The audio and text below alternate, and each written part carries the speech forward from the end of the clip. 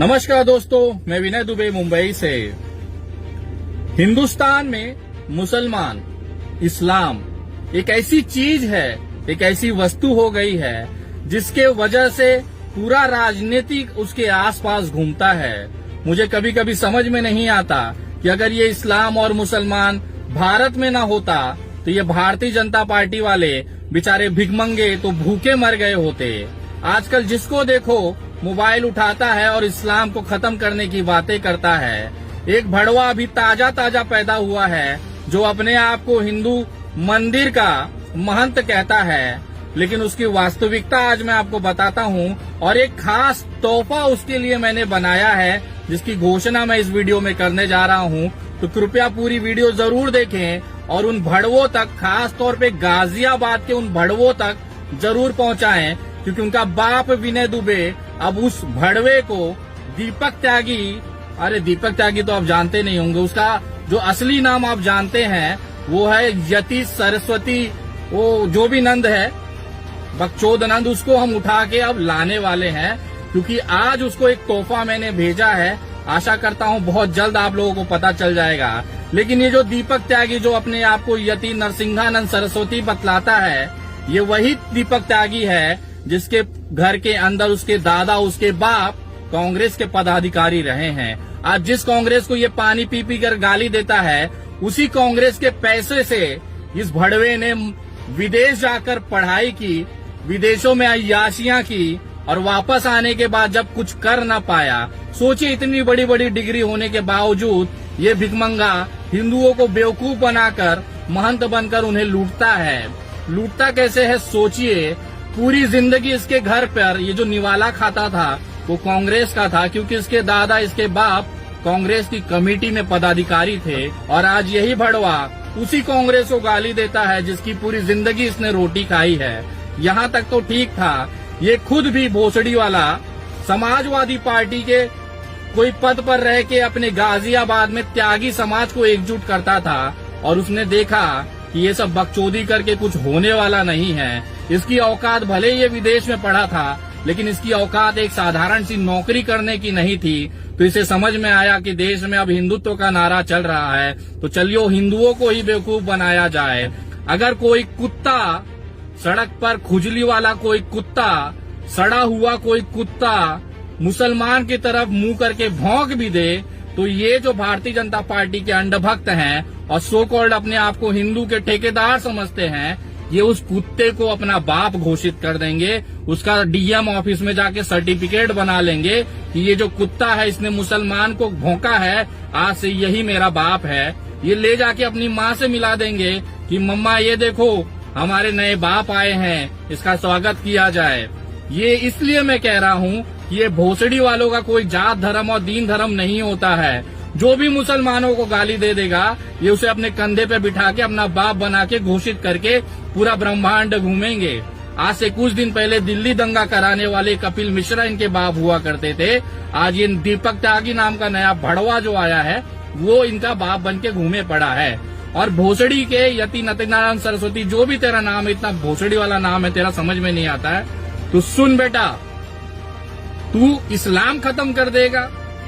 अबे तो गाजियाबाद से तू केवल 4 आज तक कितने मुसलमानों को मारा है बेटा तूने? और तेरे साथ जितने ये चेले चपाटे घूमते उन तमाम लोगों से पूछना चाहता हूँ, आज तक कितने मुसलमानों का तुमने उखाड़ लिया है बताओ? आज तक कितने मुसलमानों का तुमने न करा लिया है बताओ? उनका कुछ उखाड़ न पाए और चले हो देश से इस्लाम खत्म करने, विश्व से इस्लाम खत्म करने, उनके जीवन का मकसद हो गया है। ये बकवास सुन के न कुछ वो हिंदू जो भारतीय जनता पार्टी के तलवे चाटते हैं ना, वो खुश होते होंगे।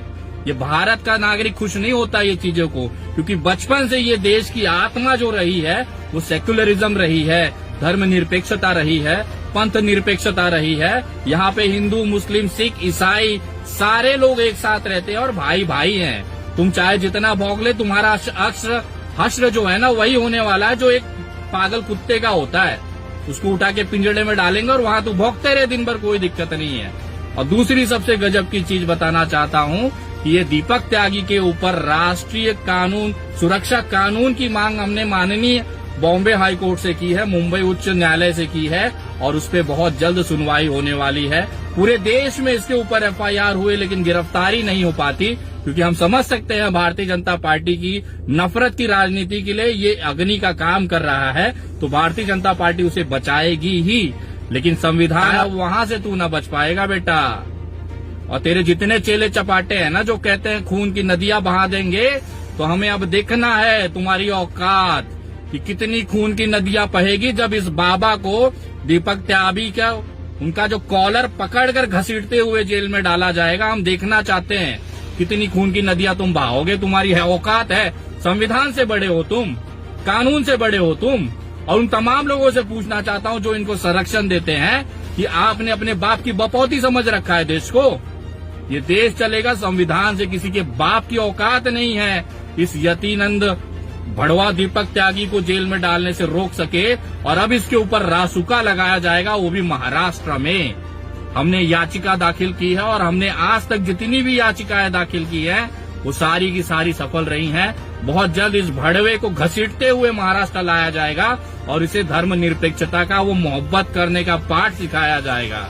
अगर उसके बावजूद भी ये सुधरा नहीं तो ये महाराष्ट्र है, यहाँ पिछवाड़े झाड़ू डालकर ना मोर बना के नाचाया जाता है, मोर।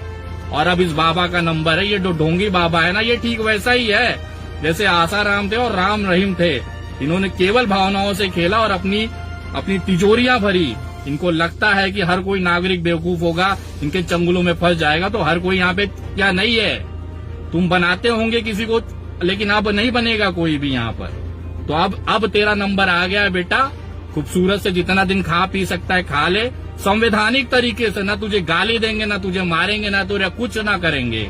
संवैधानिक तरीके से कानूनी प्रक्रिया के अंदर तेरा कॉलर घसीटते हुए तुझे जेल में डालेंगे। उसके बाद तेरा इंतजार करेंगे कौन तेरा बाप तेरे को बचा सकता है। हमको भी अब देखना है भड़वे। तू इस्लाम खत्म करेगा, तू देश की एकता अखंडता को खत्म करेगा। तेरा बाप न कर पाए, तेरा दादा न कर पाए, भोसड़ी वाले तू कर पाएगा। चल कर ले, उखाड़ ले, तेरे को मौका देते हैं। तुझे घसीट के मुंबई लाया जाएगा, तुझे बल भर पेला जाएगा। यहाँ पे पिछवाड़े झाड़ू डाल के तेरे को मोर न बनाया तो ये महाराष्ट्र की भूमि नहीं है। इंतजार कर, बस कुछ दिन और है बेटा, भौंक ले जितना भौंकना है। मैं धन्यवाद करता हूँ कि न्यायपालिका का जो इस तरह के प्रावधान उन्होंने रखा है, इस तरह के पागल कुत्तों को जेल में डालने के लिए जो उचित व्यवस्थाएं हैं वो हमारे हाथों में दी है। अब उसका हम संवैधानिक तरीके से पालन करेंगे, न इसे कोई धमकी देंगे, न गाली देंगे, न कुछ करेंगे। उन तमाम लोगों का भी मैं विशेष तौर पे निषेध करता हूं जो सर कलम करने की बात करते हैं, इसको गोली मारने की बात करते हैं, इसकी हत्या करने की बात करते हैं। उन तमाम लोगों में और इसमें कोई ज्यादा फर्क नहीं है। वो भी जाहिल है और ये दूसरा जाहिल है। तो उन तमाम लोगों का निषेध करता हूं। मैं किसी का विशेष की बात नहीं कर रहा हूं, लेकिन न्यायिक प्रक्रिया से अब इसका इलाज किया जाएगा और बहुत जल्द किया जाएगा। और जितने तेरे चेले चपाटे हैं ना, उनकी औकात हमें पता है। और तू भौंक जितना भौंक सकता है बेटा, तेरा टाइम आ गया। जय हिंद, जय महाराष्ट्र।